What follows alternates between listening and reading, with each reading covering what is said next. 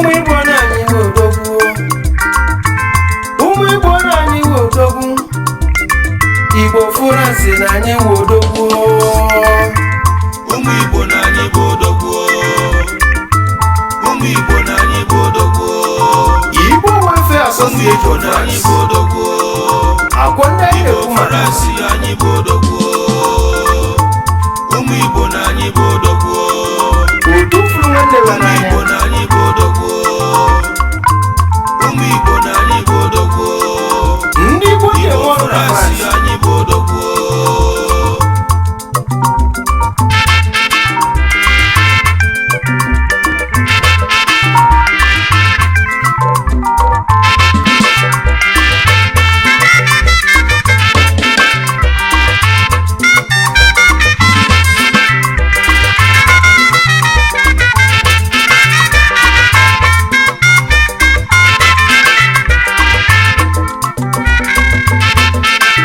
anyị kenebezie General President Igbo Welfare Association France Okonkwo Chinedu onye ọmasị Abụedo Quarters Ugburu Ukwu Ịraniọka South Local Government Delta State Eje nna m anyị si chiri gara maka na ọchịchị ihe dị anyị mma nnukwu mmadụ adịghị fecha fecha o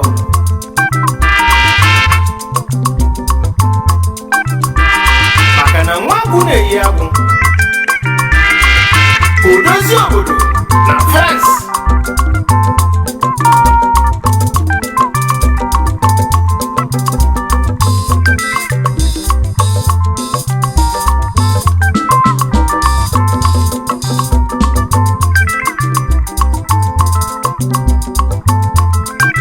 Chief Anọrue Aloy onye kpamdụ ibe ya Vice President and Treasurer Igbo Welfare Association France onye ọmasị Umudu Umoye Imeri Enwe Inimga Ọgbọala Local Government Eje onye kpandụ ibe ya nna m nwa ọgbalụ ekenekwe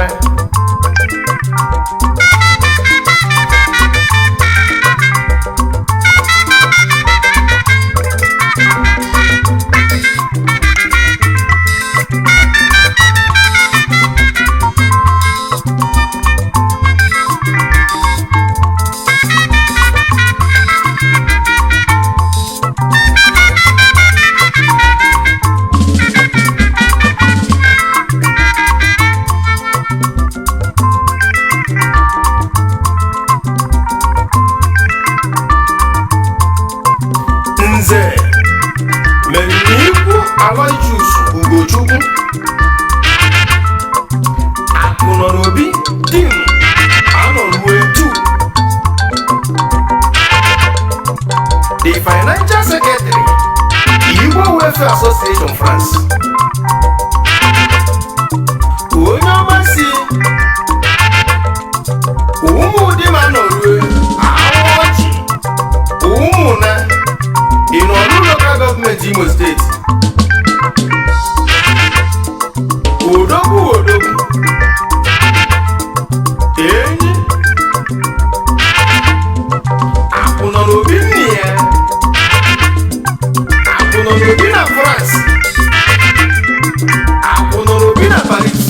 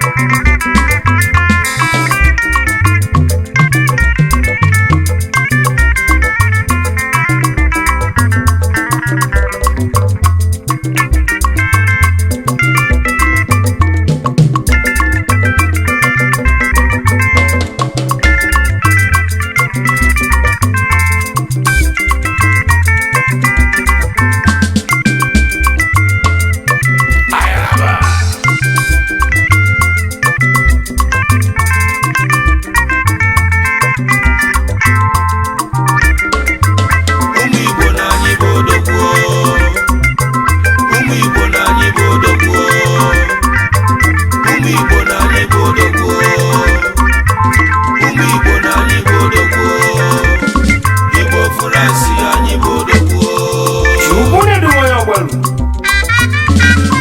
Kedu Suisse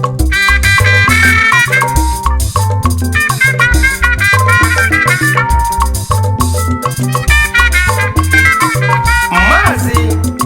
Duroha Robert Chigozie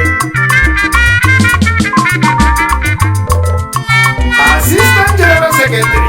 Igbo Welfare Association France onye mmasị ụmụaba Isu Mangele Local Government Imo State onye adịrị ya nwanọ na mma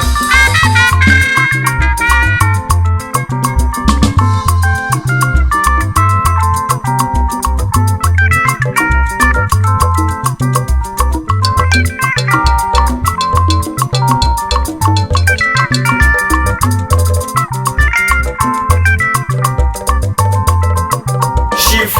Amadi Akunesi Obike 1 na Amazari Provost Igbo Welfare Association France onye ọmasị Amazari isi ala mba anọ local government Unafuna Akunesi Obike Unafuna Akunesi Obike Unafuna Akunesi Obike Akunesi Obike na Amazari yo Akunesi Obike Akunesi Obike Akunesi Obike Akunesi Obike na Amazali yo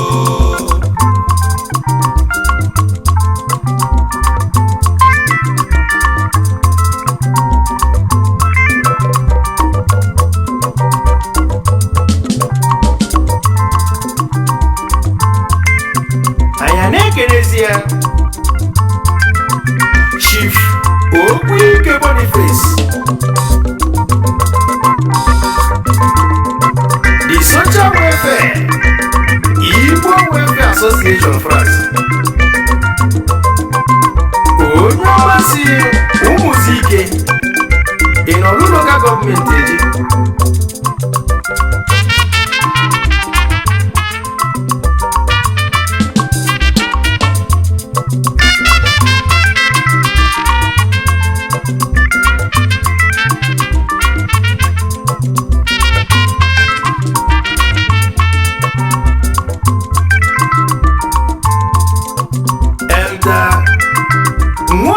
Christopher Founder Igbo Welfare Association France onye ọmasị Obibi Ezenna nke Owereje ọchịagha ndị Igbo na France ọnụ na-eburu ndị Igbo na France nna m nwa na-ekenekwa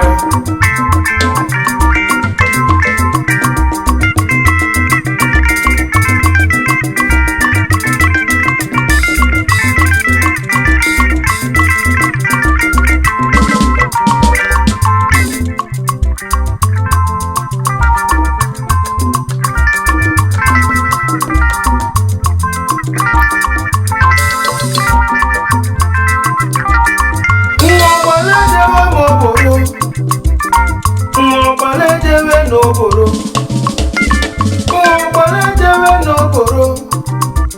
ka nje zụtaze n'ezi odogwu agụ ụmụahịa Odogwu Nzeribe 1 Odogwu Ọfamagbo okporo Odogwu ịna ikwu anụ ụmụahịa Abia steeti Odogwu Odogwu Odogwu onye Nzeribe Odogwu Odogwu onye ifeọma na-adị mma Odogwu nwanne nabata Suisse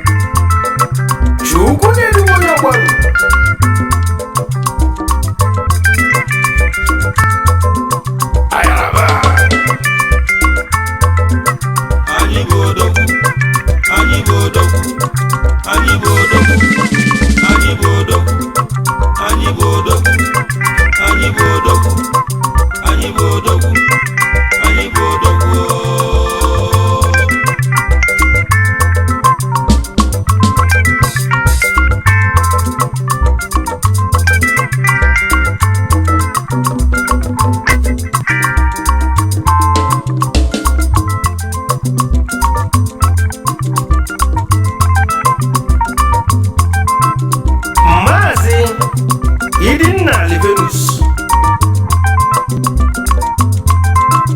Nweze Siokwu 1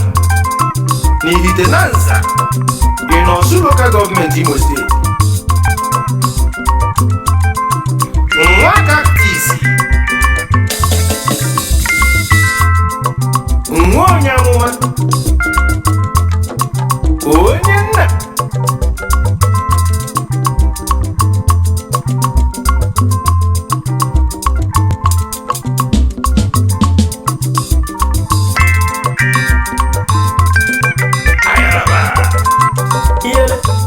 Ụmụ Igbo na-anyị bụ odogwu.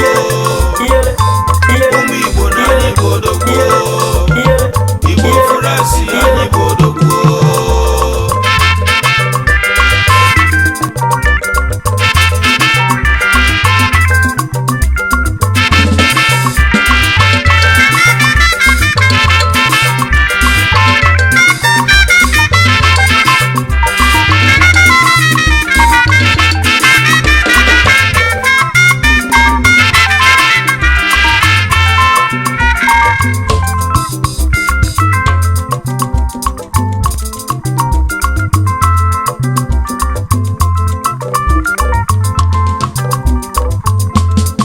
Chief Iwu Ozoyema Nzobi one of Afara Eze Aduro 1 na Paris Eze ụmụ okorobịa 1 na Paris Odogwu Anyị bụ odogwu. Anyị bụ odogwu. Anyị bụ odogwu. Anyị bụ odogwu. Anyị bụ odogwu. Anyị bụ odogwu. Anyị bụ odogwu.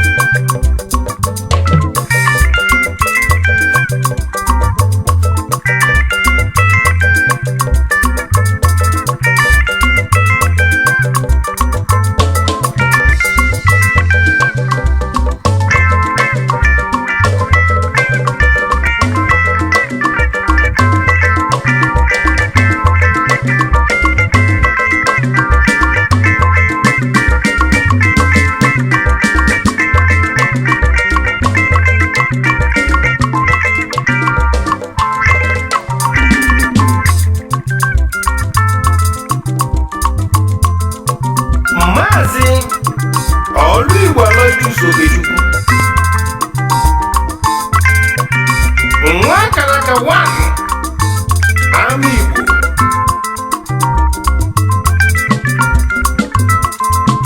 Batinovo Enterprises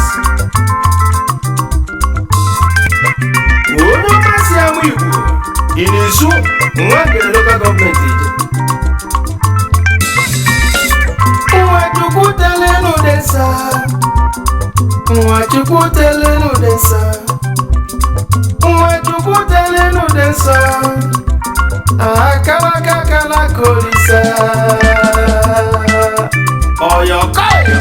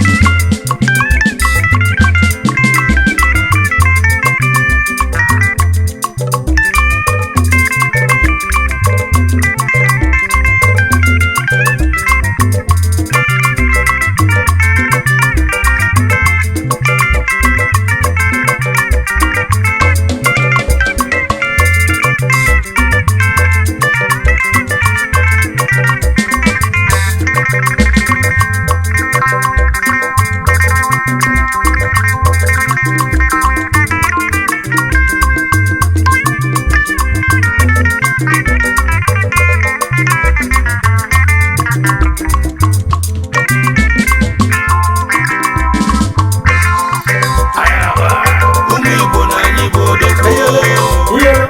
ụmụ Igbo na anyị bụ odogwu iyele ụmụ Igbo na anyị bụ odogwu Igbo Fụrasị anyị bụ odogwu ụmụ Igbo na anyị bụ odogwu ụmụ Igbo na anyị bụ odogwu Igbo Fụrasị anyị bụ odogwu Chief Agụọha Nnamdi Nọji, English language teacher in high school in France, translator, author and public speaking coach.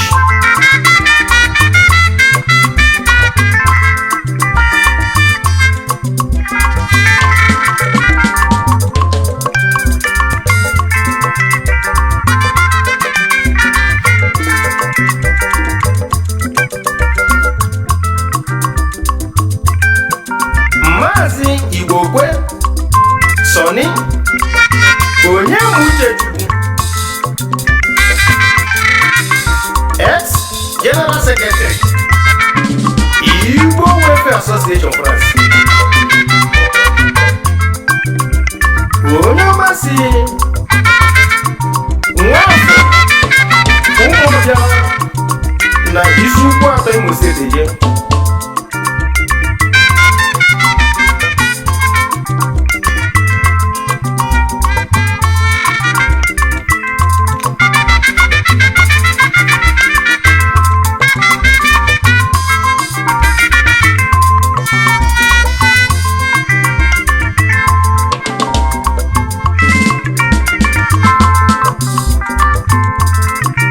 Maazị Ijeọma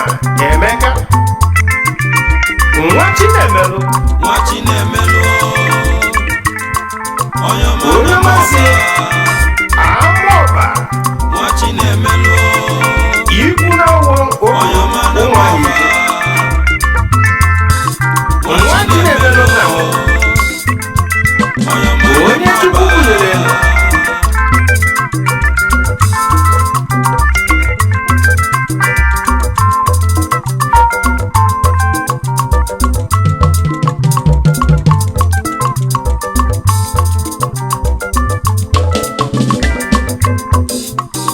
Chief Honor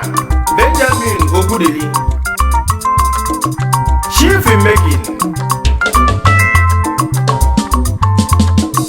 ex-General Secretary Igbo Welfare Association France, onye ọmasị Nsukka Enugu Eje.